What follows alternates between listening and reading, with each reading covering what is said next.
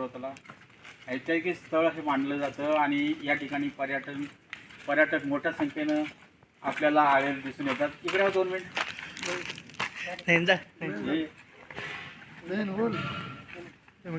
या ठिकाणी पर्यटक भेट देण्यासाठी कुठल्या आपण नारायणगाव मळेगाव म्हणजे मी सुद्धा शेणगावचाच आहे आणि या ठिकाणी भेट देण्यासाठी आपण आलो. कसं वाटलं हा वातावरण तुम्हाला?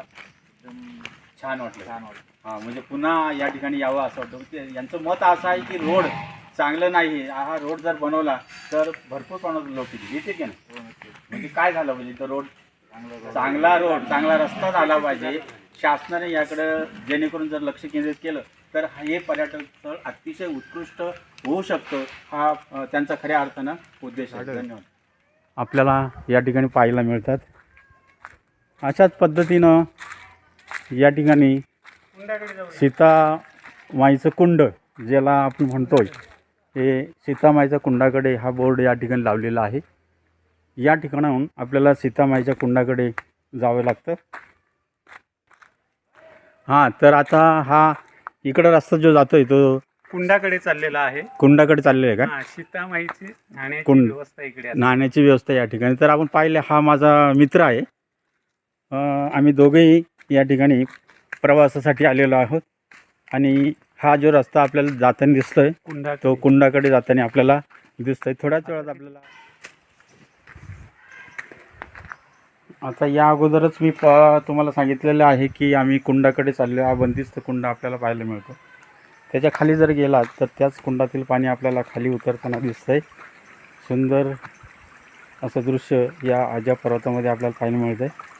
इथं जर खाली आपण गेलो तर या ठिकाणी पर्यटन स्थळासाठी भेट येणारे जे काही लोक आहेत ते या ठिकाणी स्नान करण्याचा प्रयत्न करत असतात.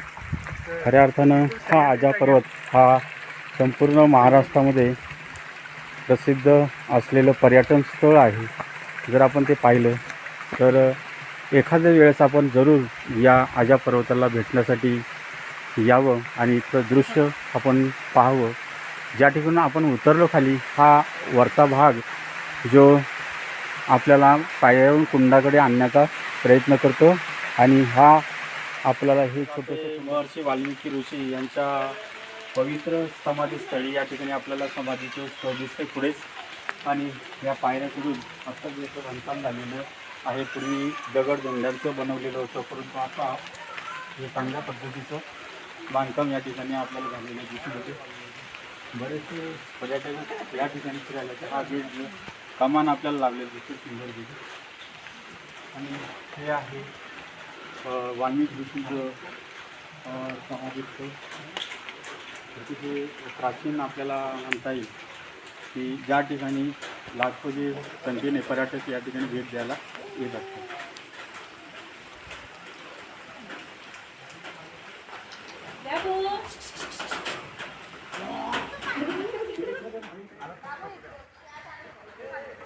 हा आपला उंच डोंगर जे दिसतोय हा आजा पर्वत आहे आणि सह्याद्रीचा कडा म्हणता येईल याला. आणि याच्या बाजूने आपल्याला इकडूनच रस्ता जो जातोय त्या बाजूला गेलं तर नगर, तो इकडे नगर जातोय आणि या बाजून गेलो तर आपल्याला वरच त्या डोंगर दिसतोय. आपल्याला त्या डोंगरावर सीतामाईचा पान मिळतंय. नंतरच्या व्हिडिओमध्ये मी आपल्याला प्रत्यक्ष दाखवेल. तत्पूर्वी या ठिकाणी हा आजा पर्वताचा पूर्ण कडा आहे. या ठिकाणी आपल्याला छोटंसं एक मंदिर दिसतंय शंकराचं. येत असतात या ठिकाणी सुद्धा एक छोटंसं मंदिर आहे शंकराचं आणि निसर्गरम्य असं हे पर्यटन स्थळ आहे. आपण जर पाहिलं तर पुढचा जो भाग दिसतो आपला तो समाधीस्थळाचा आहे आणि हा जो आहे हा पूर्ण मंडप आहे. शिवरात्र ज्यावेळेस असते, शिवरात्रीचा सण, त्यावेळेस आपल्याला या ठिकाणी जेवणाची व्यवस्था झालेली